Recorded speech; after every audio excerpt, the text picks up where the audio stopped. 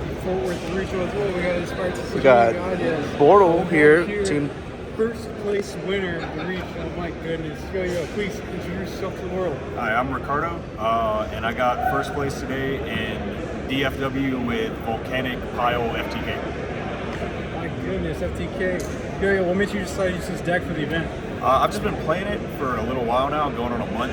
And initially it was kind of a meme because I got done watching GX and I got to Austin O'Brien, and I remember how based the Volcanic cards are. And I read the new ones and I saw that they were pretty good. And we were in that like fake format for a while with just the Fire King structure deck, if y'all remember. And every deck was terrible anyway, so I just started playing this. And then Snake Eye cards have really good synergy. Promethean Princess came out and it just made the deck a lot stronger. So I've just been sticking with it. It's actually Stone Mountain like 2 weeks ago. I got 4th. So this is like a run back with it. And it's been doing pretty well for me. That's good. Before we see the goo, any shout outs? I mean, shout out to the people I ride with. Trevor Comer, if you know Goo Gaming, he's on that team and they're awesome, obviously. Yeah, just all my homies that I came with, that's pretty much it. And you guys for doing the profile. Good, you're welcome. Without further ado, please take away with the goo. Gotcha, man. So it's sorted by like package, and the biggest part of the whole thing is the Volcanics. They are essential to what it does. So we have 3 Trooper, 3 Shell, 3 Scattershot, 2 Rimfire, and 2 Emperor. So he's like a starter card because he on summon searches any Volcanic card, and he's the main way you set up your FTK because he gives your opponent a bomb token for a discard. Volcanics care about your opponents having monsters. Previously, before this card came out, if you went first, the cards just didn't do shit. But now that he's out, he's the one who enables that. And also, this deck's just really awkward to hand trap. Like, you would think you just hit him, but if people like Impermanent won't summon because Princess is a card, you can bring him back and then set it up later. This is just to be sent off reload as like a strong interruption for if you kind of miss out on your FTK, but it also just like makes up with random burns. And then there's 2 of this because, again, sometimes if you miss out on FTK, you make them have to play into 2 of those. They'll take 1,000 on each summon, and they'll just wind up dying before they can do anything that matters. All of these cards are really good. The only one that's like a little whack, if you see it, like depending on hand comp, is Scattershot, because like obviously pretty much all the Volcanics are normal summons, but that's why the deck is so big, to try and like disperse these guys out so you don't just draw 12 normal summons every hand. Yeah, that's pretty much it. So carrying on with that engine, there's the 3 Volcanic Blaze Accelerator. It's the main search target for your Trooper, and it's one of your main pieces for it's a combo piece going first, but it's also like a big part of how you play through boards. So if people don't know what it does, you send a level 1 Pyro from deck, target a monster, pop it, and it isn't hard once per turn. So if you manage to go through multiple copies, you do that multiple times, and it can just trade for a lot. And this is a brick that you have to play to activate this. If you draw it going second, it's like fine sometimes, but you prefer not to. Then you have 1 emission. Emperor sets a trap on his summon and burns for every banished pyro, and this is the trap he sets. There's another one you can play that's like a negate, but I didn't do that because I'm aiming to FTK when I go first. So instead of playing this really awkward negate trap, I'm just doing this and making them have to not kill themselves, because either they will die trying to play into it, or a lot of times people spend their battle phase, and if people spend their battle phase and the turn gets back to you, you're killing them pretty much every time. And then the 1 reload for Scattershot. Yeah, it's mostly there for Scattershot. And you can also, when this deck is going second, you don't try to hand trap your opponent, you just play through boards and try to like gas through everything, and this helps with that. So if you have Volcanics in your hand, since all the Volcanics make value, you can send them off of this to draw into another card. It's like winds up being like a +2 or 3. And then, like I said, once it's a grave, it's a strong interruption with Scattershot and can make up burn damage for very specific things that would otherwise stop the FTK. So that card was nice. And it's also really nice when you draw with this, Black Witch. We're playing Snake Eye cards because they're really good, but also because they have really good synergy with the Volcanics. There's absolutely no reason not to play them, including her. And she's at 3 just so we see her because our deck is 60 cards. And then 3 of these for the same reason because we want to see her. If you draw too many of them, it kind of sucks, but like, you know, just draw 6 different cards. Then on to the Snake Eyes themselves, we have 1 of each of all of the little roaches and then 1 of the big roach. 1 of all of these was fine. I never really wanted more. You could play more of this because this on its own is 1 card FTK. but it plays into like every hand trap. And in the format we're in, I figured you're gonna have to play through hand traps anyway, so I don't want to open this to try to go for something that's just not gonna work. Instead, I'd rather see like the bonfire to get the extender and try to go from there. And then this is just like a pivot extender for if you draw this, because I draw him a lot for whatever reason. And then everybody knows how good this card is. And they do the same thing they do in a Snake Eye deck, except a little bit more, because you're trying to kill your opponent. Then you have the targets for your Poplar. These cards are really good. Everybody knows what they do. And they do the same thing they do in this deck. And then, even more engine, there's a small Fire King package. Oh my goodness. Yeah, I know. And then it's 1 island and 1 sanctuary. I kind of want more of these because like they are nice to draw, but when you see too many of them, it's just like which they suck. So I decided to just play them at one-ofs. These guys are also kind of like the Volcanics. They're kind of bricky, but they're only bricks usually if you see any of them by themselves, except for him, obviously. So if you draw any of them in conjunction with the island or sanctuary or even a Kieran, they wind up being pretty nice. This is actually the main thing that you pop in this deck with your Runics, because when it's destroyed, you send any fire monster from your deck to the grave, so it makes all your engines breach. So your Volcanics get to the Snake Eyes, which get to these, which get to everything else. So they all are pretty cohesive and pretty nice. Then even more engine, a small Horus package. Super based. Let's go. I appreciate it, bro. It's just these and the 1 because I don't want to put more bricks in the deck because you can see there's already quite a few. I used to play more of this because I thought I would want to draw it to like help play through stuff, but I kind of realized drawing this is terrible. A lot of the times you would pretty much just, obviously you would always rather see this, but I didn't realize until after Stone Mountain how much worse drawing this is than drawing this. So it's just one of the other 2 and 3 of the good one. To make a certain rank 8, and then you can also use it for like link bodies and stuff, obviously. And then a crucial part of the FTK is Greater Inari Fire and Spiritual Fire Art Kurenai. So I'll explain how you do it. I'm not going to go through the whole combo, but I'll explain like the end part of it. But this is a key part of it because on summon, if people don't know what this does, this is one of those weird cards that summons itself from deck. So on summon by that effect, you burn your opponent for the attack of a monster they control, and then when it's sent to grave, it searches this card. And this card just tributes a fire monster to do damage to your opponent equal to the attack. So they will have a monster because you're going to give it to them. It's the bomb token, so it'll burn for 1,000. And then, like I said, I'll explain the rest when we get a little further. But yeah, he's crucial to that. And then I just play like random extenders basically. This is like more access to Witch if you somehow don't draw her. And also because this deck has like a lot of spell traps that you just wind up and play, you can send them off to get draws in case you're like trying to play through a ward. It's also Spellcaster, which matters, like, because when this deck goes second, even if you can't break their ward and like stunt their follow-up, your goal is to kill them, so it doesn't matter. They will die in their draw phase, and that's all you care about. And then the other random monster is just a Jet Synchron as like a pivot send for your baby Kieran if you're trying to like play around him and stuff. He's pretty good. I use him pretty regularly and I never mind seeing him. Then even more engine cards. We have 3 Fire Recovery. I was playing this at 1 in Stone Mountain, but I realized just how good this card is after the fact.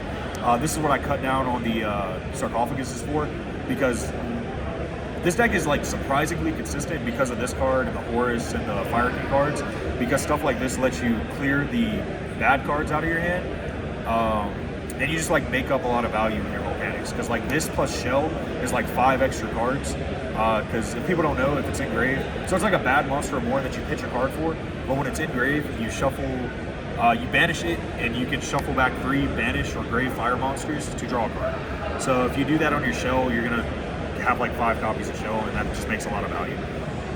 Then we're playing Bonfire. This is like the Bonfire deck because all the Volcanics are Pyro. Yeah, this card's great. That's pretty much all there is to it. And the only non-engine in the deck was 3 Triple Tactics Talent, because I didn't want to play Hand Trap Wars. If I get Hand Trapped, I want to rip your other Hand Trap out of your hand, and I want to kill you. So that's what this is for. And this is also just really good into like every board that's in the format right now. Like, it's crazy against Voiceless, which I didn't play against today. I played against a lot of Rogue, and in the last few rounds I played against Snake Eye, but like this card's still crazy against Snake Eye decks too. Yeah, it's just the only non-engine that I think I want with this deck. And I think if you play too much non-engine, it actually starts to make the deck worse. Like, it just starts not working, and it's really weird. So, yeah, that was all of a non-engine in the main deck. And then random 1-for-1 and a random Monster Reborn. Because this card's crazy when you play Snake Eye cards. And this card is another random extender, and it's just randomly better because of the other fire decks in the format. So that's the main deck. Full 60 cards, double sleeved. Super based. And then we'll go into the extra deck. So it's 15 cards, obviously. And we play one Anima. Because this is a combo piece in this deck. It's not like the other fire decks used to do where it's just like, I got you. This is how you get access to your Inari Fire because he's a spellcaster. And Inari's Fire's summoning requirements is sending a level 4 lower fire and a spellcaster. You generate like infinite level 1 bodies, so you just turn one of those into this, and that gets you a new Inari. Then the rest of the extra deck is basically just like a Snake Eye extra deck. It's 1 Link Revo, 1 IP, 1 SP, Dark, Hida. This is like a pivot option for when you don't FTK because it's just like a monster effect negate. It doesn't come up too often. You could probably play whatever else over it, but when you have to just make a board, this is like surprisingly good. Sunlight Wolf for the same reason the other fire decks play it. Phoenix for the same reason the other fire decks play it. The one Promethean Princess because she's insane and she makes all these engines turn into like, they just work so well together. Everything gets to everything else, and she's why that works. And then the one Celine to help you like play through nibs and stuff. Appaloosa for the same thing because ideally when I'm going for the FTK, I'm trying to end on these plus the FTK pieces because that beats the like nib imperm combo. Because the only thing you need on board to kill them is their Emperor, and doing this will usually like guarantee that you have that, unless they waited for you to do your entire turn and they hit you with Imperm, Nib, Gamma or something. But if that's the case, then they were just better than you. Amblo Whale, which I know a lot of fire decks cut, but he's like, and honestly he's cuttable here. I just don't know what I would play it over it just yet. But he also has cool synergy in this deck because of Princess, and if you bring back Trooper and then link this off, you can give your opponent the bomb token if you made this, and then the bomb token will trigger this, so you can pop this and their bomb, and then this will float into another body, so it just like makes a lot of extra bodies. But like he's mid, you can not play him. And then it's Access Code Talker for OTK lines, and then the Zombie Vampire, which is the only rank 8 for our Horus cards, because this just like lets your Horus cards try to get into your other engines, and it's obviously even better versus the other fire decks because usually you hit like Ash or something. I kind of want to have like Zealantis and stuff in the extra deck, but this is just like fine enough because what you'll try to do when you go for game going second is just do this and another big body, which you have like a million ways to do. So it can be like this and Flamberg, and then if they have Nib, they have to do it there, and then you get those other two bodies, and that'll let you keep going to set up like the same thing that you do when you FTK, which before we get to the side, I'll just show what that is real quick. So these are like secondary and tertiary to the whole thing. You don't need them for the FTK, but I'm trying to do this when I'm doing the FTK every time to like insulate from hand traps, because there's no point in going for something if it's just going to lose to every hand trap in the game. So the FTK is another thing that like isn't essential, but it is good when you do it. Is just these. So what'll happen on your turn, after you give them the bomb, since the bomb's 1,000 attack, you'll special distance on point, that'll burn for 1,000. You'll kill it with the Volcanic Blaze Accelerator, which you also don't always have to do. If you don't have Volcanic Blaze Accelerator, you can still get the damage you need to kill them, but it's just good to have this, and it does a lot. So that's usually how you do it. So this will be 1,000, this will be 5, and then when I'm summoning her, I'm usually banishing one of my own Pyros out of grave and then summoning him. So usually he's going to be hitting for 25. So that'll be 4,000 on your own turn. So I guess this isn't a true FTK because they get a turn, but you kill them in their draw phase. So, whatever. And then you'll have these two cards set. So this card has two effects. It can either special summon a Volcanic from the deck ignoring summoning conditions, which will usually be him if you aren't killing them, because that'll make them kill themselves playing into those. But the other effect that you usually use is you target a Pyro on field. If it's yours, you burn for half the attack, and if it's the opponent's, you burn for all the attack.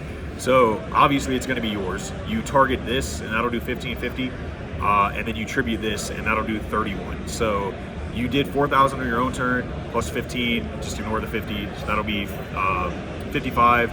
and then you hit them for the 31, so that'll be 86, and they died. Oh my goodness. Then the other things that like I try to go for when I'm doing this, just to like insulate against certain stuff, is the reload.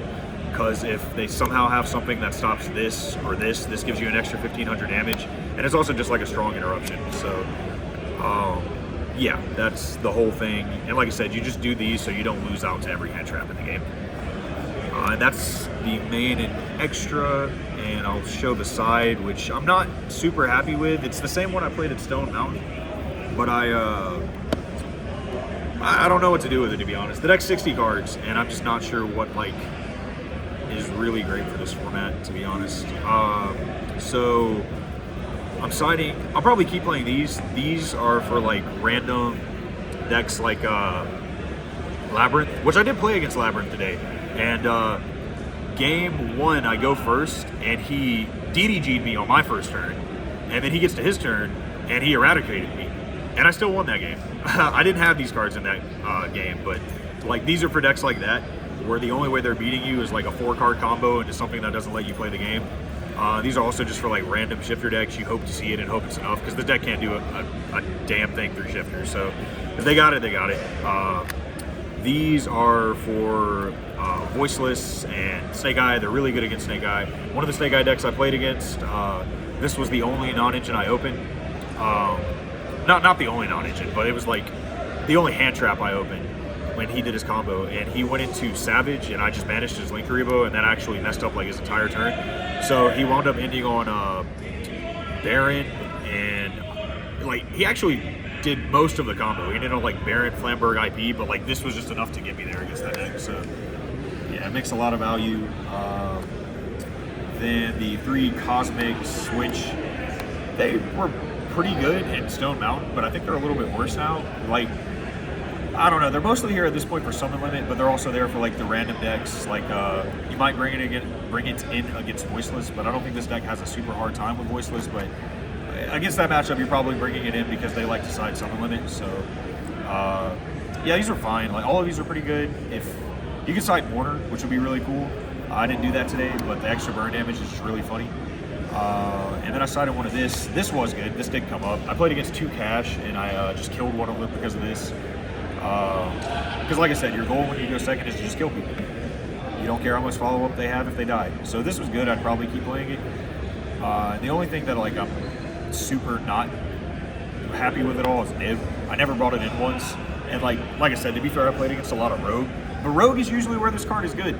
But I drew it one time against one of my Cash opponents, and it just didn't matter because he did like the Oppo line, which I could have nibbed him sooner. So that was on me, but I was still able to win that game just because like if the shifter decks don't see shifter against this deck, they can just pack it up. It's not happening. But yeah, in the future I probably wouldn't side this, but it's just like it's there as a concession for the random shifter decks like Cash or Vanquish Soul. But I mean, I think that deck's solid anyway, but they don't always play into Nib, so this probably wouldn't be great there. So it just probably needs to be something else, but I don't know what it would be. And yeah, that's it. Sweet. Well, yo, congrats on winning the regional, man. Yeah, man, thank you. Thanks for having us. Yeah, man, thank y'all.